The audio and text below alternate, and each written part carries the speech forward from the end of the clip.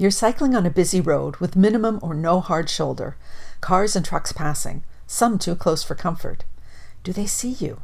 What if they're texting or otherwise distracted? In case of impact, it will likely be your word against the drivers, or worse, their lawyers. Could video footage help your case?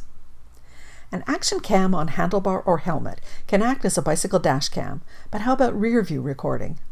As we learned in our previous video on daytime running lights, the most severe bicycle collisions occur when motorists overtake cyclists from behind. MagicShine offered us their rear flasher with integrated rearview camera, the SeeMee DV, which we tested on our recent month-long cycling trip in Germany, Czech Republic, and Poland. While most of our trip was on dedicated bike lanes, we sometimes had to ride on busy roads. The SeeMee DV is made of aluminum alloy and plastic and has a solid feel to it. It weighs about 100 grams. Light and camera activation buttons are on the top of the unit, as well as a charge indicator light. Access to the USB-C recharge socket and micro SD card is on the side, protected from the elements, providing the unit with an IPX rating of 6. A USB-C cable and an 8 GB micro SD card are included. Designed to be installed on the seat post using the provided mounting strap, the SeeMee DV can easily be removed by rotating the unit 90 degrees, similar to a mini Yahoo or Garmin mount. Alternatively, it can be left in position when folding the Brompton, but be careful that the seat rails or pentaclip don't press against the on-off button, which could turn on the unit accidentally. This happened to us a few times. The SeeMee DV has 4 different light modes: high, low, flash, and eco flash. More than bright enough in a low light environment, the unit's 30 lumen has less contrast during bright daylight. A shorter and faster flash pattern might be more noticeable by drivers. Battery duration will vary depending on the setting. In daytime operation, with flash and camera on, a fully charged battery will provide about 5 hours of recording. As the power level drops, the camera turns off and the light mode automatically changes to eco flash, providing an additional 7 hours of lower intensity flashing for a total of about 12 hours. We recharged every day and never ran out of power. The SeeMee DV can record in HD 720p or Full HD 1080p at 30 frames per second. We always use the higher resolution. The wide angle provides 146 degrees of view. The fixed focus f2.2 aperture offers good depth of field.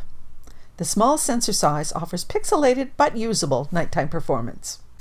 The SeeMee DV doesn't seem to use image stabilization, so on bumpy roads, the image may be blurry and skewed by rolling shutter distortion, in the worst case becoming almost unusable. On decent pavement, however, as can be seen here, reading license plates is no problem. Another essential feature is the timestamp embedded along the bottom of the image.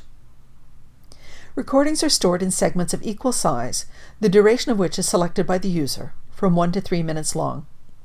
Once the memory card is full, the oldest recordings are overwritten with the latest ones. Using 1080p resolution, the camera records at approximately 100 megabytes per minute, so the provided 8 GB memory card could store about 80 minutes of recording. A larger memory card could also be used. In the event of an impact detected by the camera onboard accelerometer, a 1-minute recording will automatically be saved separately and protected from overwrite. This recording will retain 5 seconds prior to impact and last for an additional 55 seconds. Normal recording will resume once the impact file is stored on the memory card, labeled with the prefix SOS. Finally, it's also possible to take 1 megapixel still photos by double-clicking on the camera button. The various settings such as resolution, white balance, G-sensor impact threshold, and record segment length are controlled via a mobile app and the camera's Wi-Fi transmitter. You can review and save recordings and pictures on the phone for later use without having to remove the memory card. The file naming convention is based on the timestamp, with the prefix REC, SOS, or IMG. While it is possible to stream the camera signal in real time, the transmission delay is quite noticeable, so it doesn't work as a virtual mirror. It could be useful, however, to keep an eye on a trailer.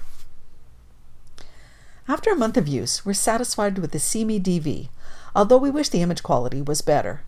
Sufficient for its intended purpose, identifying traffic violators, it is unfortunately not good enough to be used as a secondary travel video camera. The rear light might benefit from a faster flashing rate, as opposed to the slow pulsing pattern presently provided. Do you need a rear view camera? The answer probably depends on the environment where you cycle and your budget. The camera itself wouldn't reduce the risk of injury, but as explained in our daytime lights video, the rear light can be an important safety feature. The camera could be a bonus that, like insurance, can be valuable when the worst does occur. Some police departments even offer an online portal to upload videos of dangerous or careless driving. Check your jurisdiction. As for us, we plan to add the SeeMee DV to our packing list when our travel brings us to car-centric areas where cycling is considered more of a traffic nuisance than a cost-efficient mode of transportation. Were you ever in a situation where a rear or front camera would have been useful? Are you presently using one? If so, which model? Let us know in the comments section. If you're interested in procuring a SeeMee DV, you can use the link and code provided in the description for a 15% rebate. We're Pam and Gilbert from 2 Bikes for Adventure.